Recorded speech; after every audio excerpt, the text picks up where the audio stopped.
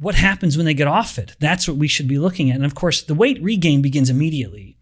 And 2 years later, they're within just a few pounds of where they started. If they're on the drug for 2 years, let's say they've lost 30 pounds. 2 years later, they're within, maybe they've gained back 25 pounds. However, we don't gain all of that same weight back that we lost. So if 40% of what we lost was lean mass, 60% was fat mass, if we were talking about a young, healthy 25-year-old male, okay, no problem. He can gain that muscle and bone mass back pretty well. But if we're talking about a 65-year-old woman who's gotten on this drug, she is never getting that muscle and bone mass back. Dr. Ben Bikman, when we look at GLP-1s, one of the labs that you used to be at, ECU, was one of the labs that really pioneered some of the early research with GLP-1, which we now know of as Ozempic and Wegovy and yada, yada. But GLP-1 research as it pertains to GLP-1 in the body, not just a receptor agonist like the compounds, right? Let's just do a little bit of a deep dive and understand like the good, the bad, the ugly. Like what is GLP-1? How is it discovered? What does it do? Well, the discovery is why my PhD lab was part of this conversation at all. So at East Carolina University, I was getting my PhD at the Brody School of Medicine. And that was one of the surgery areas that pioneered the gastric bypass surgeries that are so popular now. One of the most common one is called a Roux-en-Y gastric bypass. And what they found in these people, so the people would come in for the gastric bypass surgery, they're very obese and very diabetic. And within days, they were still very obese and they weren't diabetic anymore. Their type 2 diabetes had resolved based on the glucose levels coming down to totally normal levels. This was enormously interesting, and thus began the dive for the mechanism, the deep dive in understanding the mechanism. And as a part of this, it was discovered this whole new class of hormones that come from the intestines called the incretins, just by way of history, because it's so fascinating. So the gastric bypass, the birth of gastric bypass surgeries gave rise to the discovery of all of these hormones that came from the gut. And now we know that the gut is one of the most busy endocrine organs in the entire body. The gut makes more hormones than probably any other tissue in the body. Dozens of, more than 50 discovered hormones. Some of them fall into this family of the incretins. Now, the incretin hormones are hormones that have an effect on blood glucose and insulin signaling and just metabolism in general. The most famous of them, in part because of how powerful its effect is GLP-1. Now, you'd ask, what is GLP-1? It stands for glucagon-like peptide 1. There are slightly different versions of it. There's 1 and 2. But GLP-1, by acting like glucagon, it has its most powerful effect. Well, I shouldn't say it's most powerful. It has its first discovered effect, which is that it inhibits glucagon production from the alpha cells of the pancreas. So most people don't appreciate that there's this war going on in the metabolic war going on in the pancreas, where you have beta cells producing insulin, whose most famous job is to lower blood glucose. Right next to the beta cell, you have the alpha cells producing glucagon, whose most famous effect is to increase blood glucose. So you have a yin and yang of glycemic control, the beta cells and insulin pushing it down, the alpha cells and glucagon pushing it up. In every person with diabetes, type 1 or type 2, glucagon levels are too high. And thus we have a huge push where if glucagon levels are high, it is constantly asking or demanding that the liver release glucose, which is partly why they're always struggling with their blood glucose levels. In fact, just as a fascinating aside or a tangent, and I'm famous for them even by now, unfortunately, in our conversations, if there are experimental models of type 1 diabetes that if you simply block the glucagon without even giving any insulin, blood sugar levels go to totally normal. It's fascinating. After today's video, I put a link down below for Thrive Market. That is a 30% off discount link plus a free gift. So 30% off your entire grocery order. The thing I like about Thrive Market is they're trying to help get gnarly processed foods out of people's fridge and out of people's pantries. So these are healthier for you options, better for you options, and the prices are highly, highly competitive. So a lot of times you're gonna find prices cheaper than the grocery store and it's delivered directly to your doorstep. So when it comes to like recalibrating your pantry, Thrive Market really, really is solid. It's very helpful to be able to have all your grocery shopping at your fingertips so you're not stressed about finding the right things. You can search. You can do a quick search for gluten-free. You can do a search for paleo. You can do a search for sugar-free, for keto, for this, for that, all at your fingertips, and then it's delivered directly to your doorstep. But let's be real, we're all pinching some pennies, so the best thing about it is that 30% off discount link off your entire grocery order using that link down below. I use my Thrive box consistently. I'm always changing up stuff. I'm always getting a Thrive order coming in a couple times per month, and it helps save me a bunch of money, but it also gets me some really cool stuff that I otherwise wouldn't find at the grocery store. So check them out in the top line of the description underneath this video. So anyway, diabetes is just as much a problem of too much glucagon as it is a problem of too little or not functioning insulin. Now, with GLP-1 reduces, it inhibits glucagon production. And so if you bring glucagon levels down in a person with diabetes, type 1 or type 2, they're going to have a much easier time controlling their blood sugar levels. Again, all because you've inhibited the glucagon. So in its earliest stages, that was the mechanism that was sort of attacked or addressed with these GLP-1 based drugs. And you said it perfectly. They're not GLP-1. You're not putting an exact version of the hormone in your body. You're putting in a molecule that acts like GLP-1. It stimulates those same receptors. And so we call them GLP-1 receptor agonists. And an agonist is something that acts like the native molecule, in this case, GLP-1. So you're turning on those GLP-1 pathways. And when these GLP-1 based drugs were first used, they were used at a relatively lower dose. A low enough dose where the main effect was to simply inhibit glucagon. And thus the main clinical outcome was you were controlling glucose levels better. And thus, finally, it was only used for type 2 diabetes. However, these shrewd scientists, and I don't mean that in any kind of negative way, noticed that these people also tended to eat a little less. They just had a slightly better satiety. They were eating a little less and losing a little weight. That then became the focus for this kind of new version of the drugs, where they wanted to not only control the glucagon and improve glucose levels in the diabetic, but because it was so good at slowing down. So I guess there's myriad mechanisms here that I ought to mention. But the net effect being that they also discovered that at higher doses, it became profoundly effective at controlling weight. And so then it got marketed as a weight loss drug, when it used to only be marketed as a diabetes drug. It was purely an anti-diabetic. And most people will really get a kick out of this, if morbidly so. The only difference between these drugs is the dose. That it's the same exact molecule, but it's just ramped up in the dose. And the oddities of filing patents means that you can use the same molecule and you can patent the dose of the molecule in a particular range and call it a whole new drug, and it's a whole new patent, and protect that dose. And so at the lower dose, again, it primarily acted by controlling glucagon, which improved glucose and thus helped with diabetes. At these higher doses, and we'll see how high the dose continues to get, then its primary mechanism was generally twofold, although GLP-1 activation does more than just these two things. One was to activate satiety centers in the brain directly. So these GLP-1 itself, as a peptide hormone that comes from the guts, or whether you are mimicking its effect in a much stronger way with these drugs, one effect will be to tell the brain that we don't need to eat. So there's a central activity of the satiety centers in the hypothalamus. Related but distinct from this, at these higher doses, it slows peristalsis. So GLP-1 has this natural effect to slow the rate at which the food is moving through the intestines. That's a natural phenomenon. With these weight loss drugs that are based on GLP-1, you've taken the body's natural GLP-1 signaling and taken it really off the charts. It gets so high.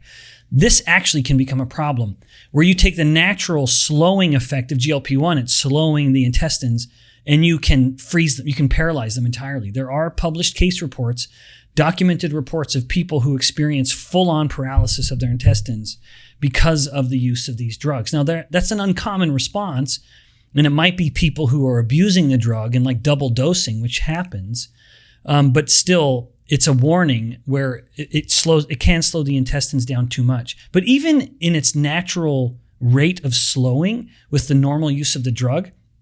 What's interesting with these drugs is what happens when someone goes into surgery. Normally, if someone's going to go under general anesthesia, they will be told, don't eat for 24 hours so that your stomach is totally empty to reduce the chances of you vomiting during the nausea that comes with the anesthesia.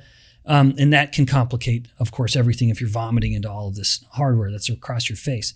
But what they found was that people who were on these weight loss drugs, even though they hadn't eaten in 24 hours, still had a stomach full of food.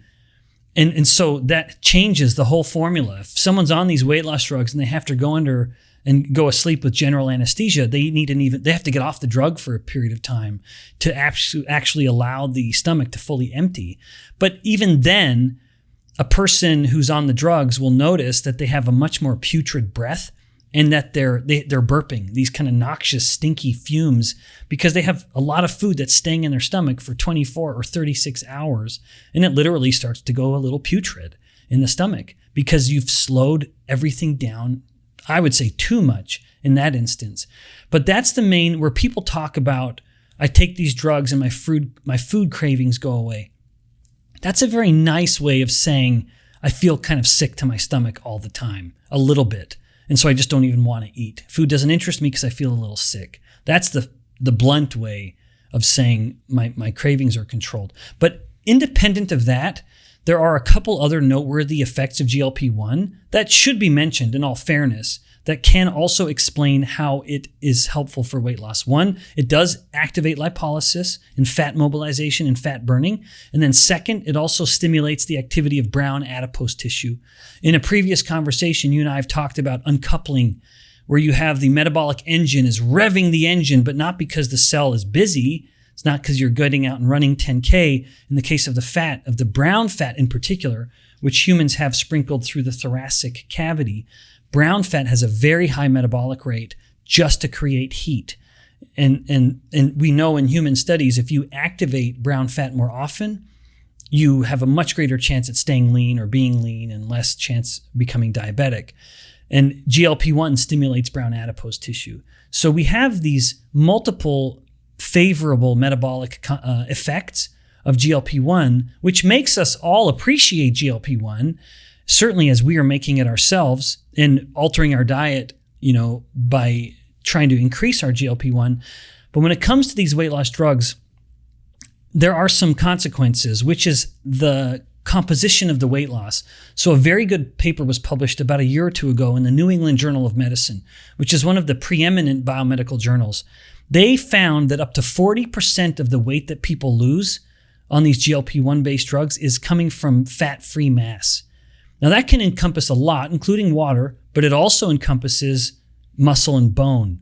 So you have a substantial amount of lean mass that's getting lost as the person is losing weight. So to make that clear, for every 10 pounds of weight loss, only 6 is fat, and 4 of it is coming from non-fat sources, like potentially muscle and bone.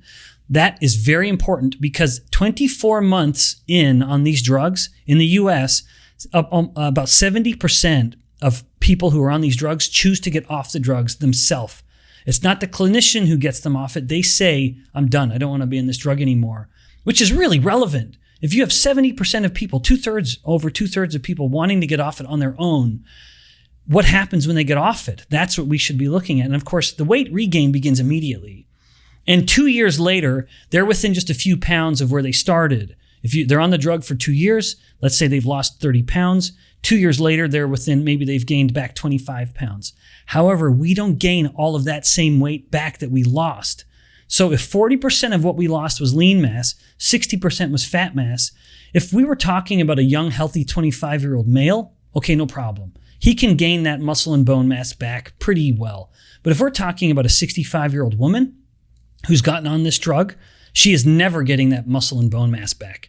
So as much as she has regained 95% of her fat that she had lost, as a percent, she's probably fatter than before she ever started the drug in the first place. Because while we lost 60% of our weight was fat, when we regain it, we're not, especially in that older woman, just as an example, even an older man to a similar degree, The muscle and the bone mass will not be restored like the fat mass. It's just one of the particular tragedies of human physiology. We regain fat mass very, very easily, whereas muscle and bone mass may not ever come back. And so again, as a percent, even though on the scale they're 5 pounds lighter than when they started, as a percent, they're probably fatter than when they ever started. Is there a tolerance or even like a feedback loop that gets disrupted with using these, agonists? Yeah, that's a great question. In fact, it's one that I've made a particular point of wanting to understand. It's not uncommon in certain situations where if you were taking in a particular drug, if it is acting like a hormone, the body's endogenous production of that same hormone goes down. I mean, the most obvious example would be like anabolic steroids. If we were taking anabolic steroids, androgen, testosterone based, our own production starts to become replaced. In GLP-1, there is no evidence that I'm aware of that happens, that the GLP-1 receptor agonist drugs are preventing our own intestine's ability to produce GLP-1. I know of no study that's shown that. However, there is some evidence to show that the use of these GLP-1 based drugs reduces the sensitivity to GLP-1. So there could be, this was what's called an in vitro study, so a cell culture based study. So full disclosure, I don't know of any comparable evidence in humans. So time will tell if in our more honest moments we're able to discover and share that kind of result.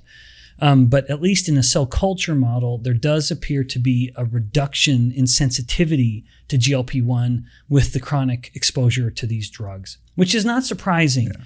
This is that phenomenon reflects generally a fundamental biological principle, which is too much of something will result in a resistance to that something. We're getting too much stimulus. The cell, if it can, will say, all right, I have to kind of tone that signal down. There's just too much.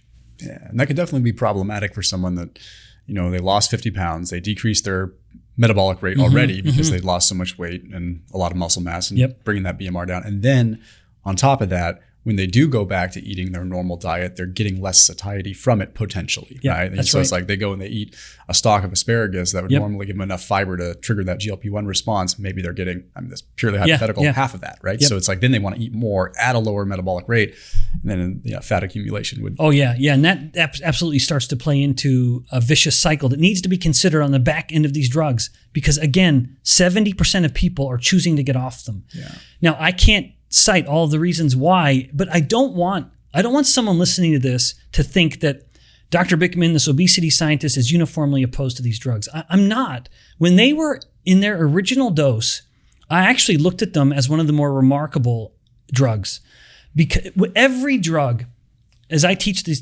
principles to students, every drug is a balance of you're putting something in the body that doesn't belong there or in some altered form.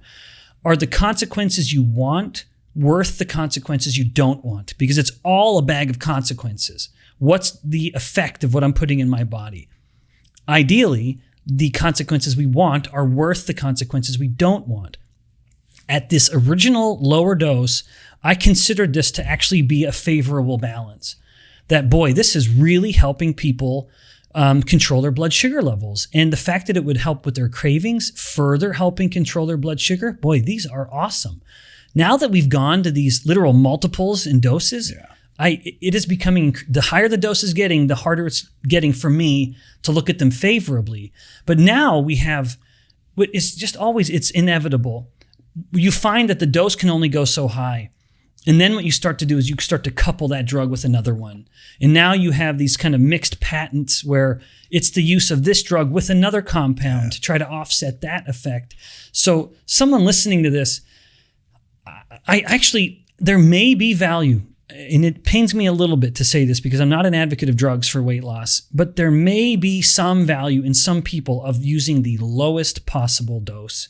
And if you're coupling that with a low carb diet in particular, that might be the way for someone to really break some deep-seated habits. Because let's admit it, as much as I had outlined my 3 pillars in a previous discussion for improving insulin sensitivity and weight loss: control carbs, prioritize protein, don't fear fat. The ideas are simple, but the implementation is anything but.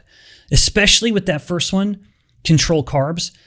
There is only one macronutrient that humans show any addictive behaviors towards, and it's carbohydrate. Whether it's carbs alone or carbs with fat, There's no addictive tendencies in humans shown with fat alone and none with protein alone. In other words, no one is sitting around on a Saturday night watching this conversation on YouTube and thinking, oh man, I'm going to go crush a plate of bacon and eggs. Yeah. No, they want something sweet and gooey or salty and crunchy.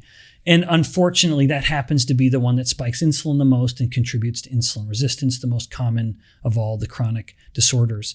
So if we take that individual who's trying to implement those three principles, maybe there would be a reason to say, okay, for 6 months, you're going to go on the lowest possible dose a clinician can prescribe, although now you can get it without even any kind of prescription, which is a further testament of just how crazy this is getting. It's totally unchecked now, which opens it up to abuse. But perhaps in some people, I could admit a low dose, very low dose for a limited period of time to just learn how to eat differently. Maybe there's some value. But even in those people, Thomas, what's so interesting at that 24-month time point, 71% of people are getting off the drug on their own. Yeah. They're tired of feeling sick. Even then, at 24 months, that's when most people find that their sweet cravings have returned right back to where they were. I cannot cite the study. I'm afraid I don't remember what journal it was published in, but I can see the picture perfectly in my mind. They measured sweet cravings at time point 0. Then 6 months on the drug, the sweet cravings just bottomed out. Yeah. Their ability, their cravings for anything sweet just went to 0 on a scale of whatever. And then 12 months, it came back up a bit. 18 months, it came back up a bit. 24 months, it was right back to where it started, even though they had maintained the use of the drug. But this is, again, evidence of this diminishing returns, and too much of something will result in a resistance to that something. And so if the effect of the GLP-1 drug is to control sweet cravings, well, it shouldn't be surprising that those cravings start to return. So the person must learn how to eat in a different way. And rather than just rely on the drug for this false sense of self-discipline, actually be going through the motions of learning how to eat differently. So back to my original point, I could look at these drugs more favorably if the doses went back to where they used to be, or even lower, but then it was coupled with generally a low carb diet.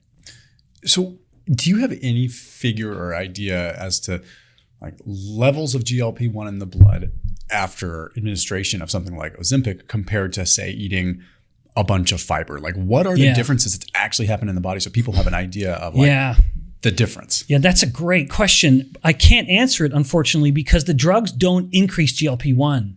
They're acting like GLP-1, but it is not even on the same. You couldn't even chart it almost. Yeah. So you take any food, like protein has a strong GLP-1 effect. Saturated and monounsaturated fats have a strong GLP-1 effect. Polyunsaturated has a very modest effect, actually, the least of all of them, actually.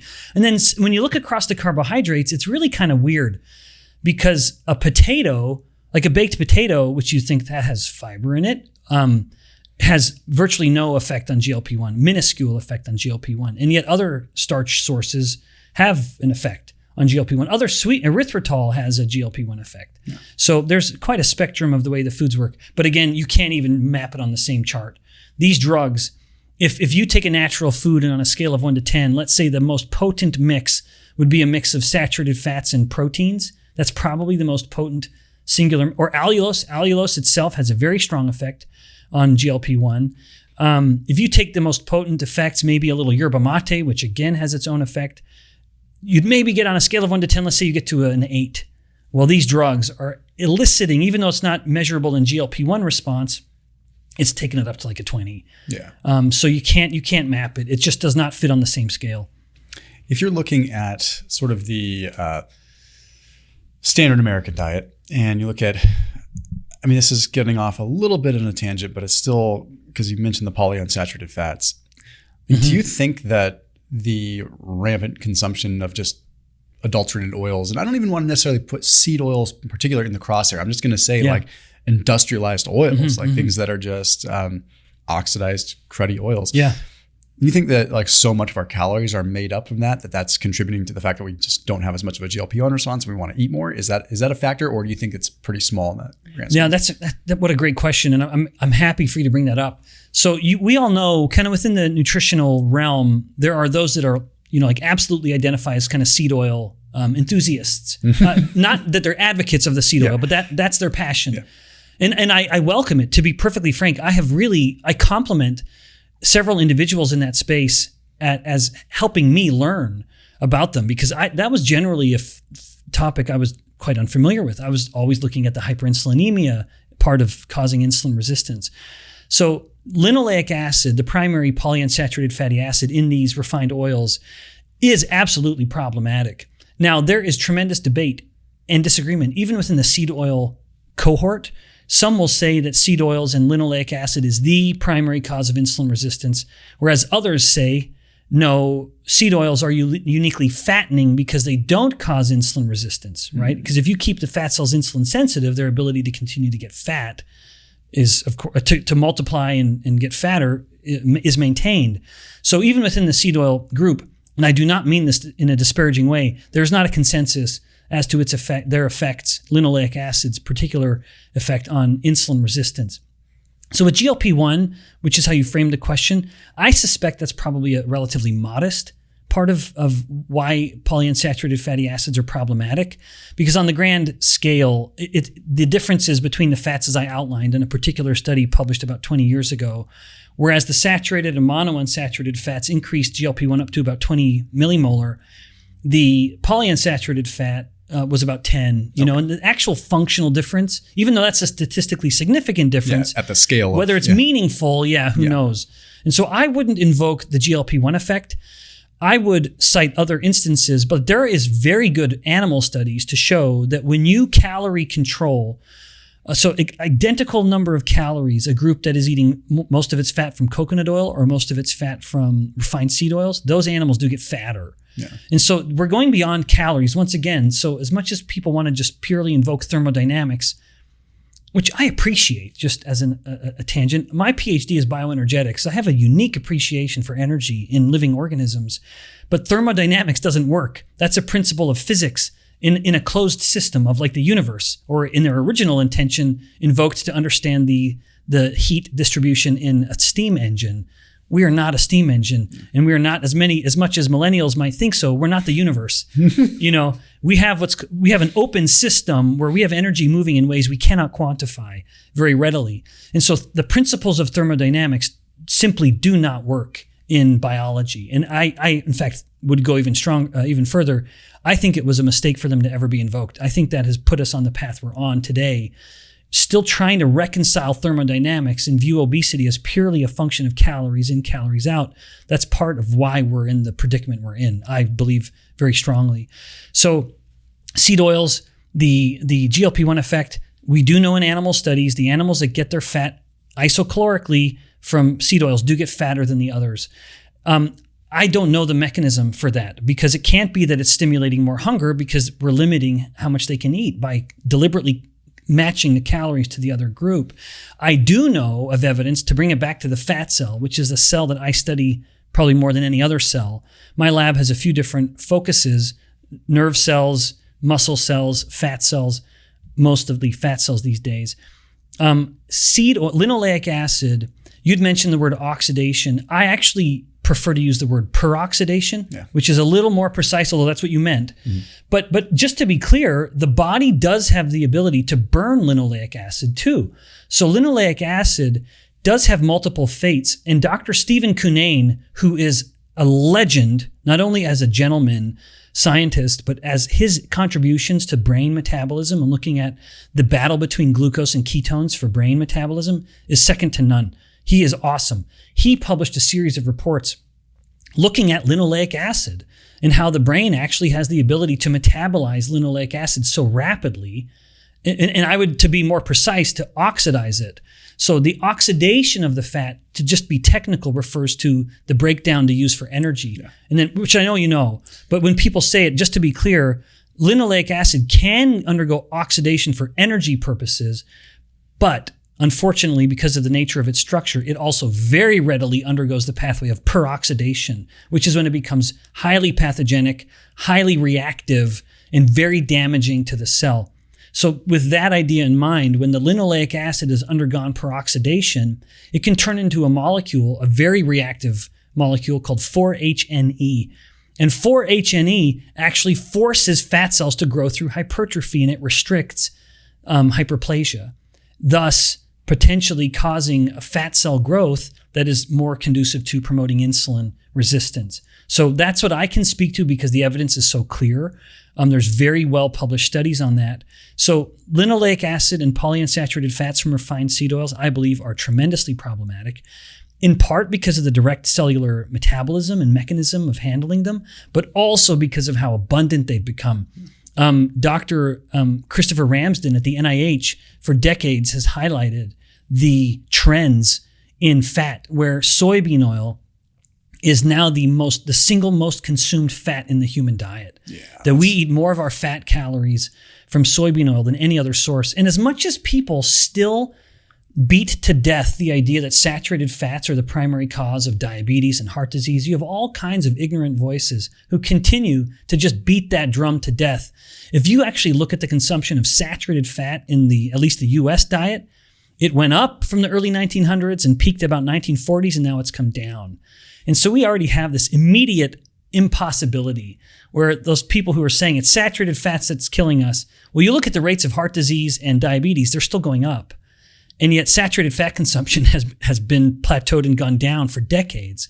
So clearly that does not jive. Just at a 30,000-foot view, the general dietary trends in the United States, the fear of saturated fat worked. We eat less saturated fat now than we did in the 1950s.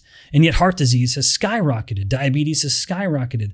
Clearly, it's not the saturated fat. What we are eating a lot more of is refined starches and sugars and seed oils.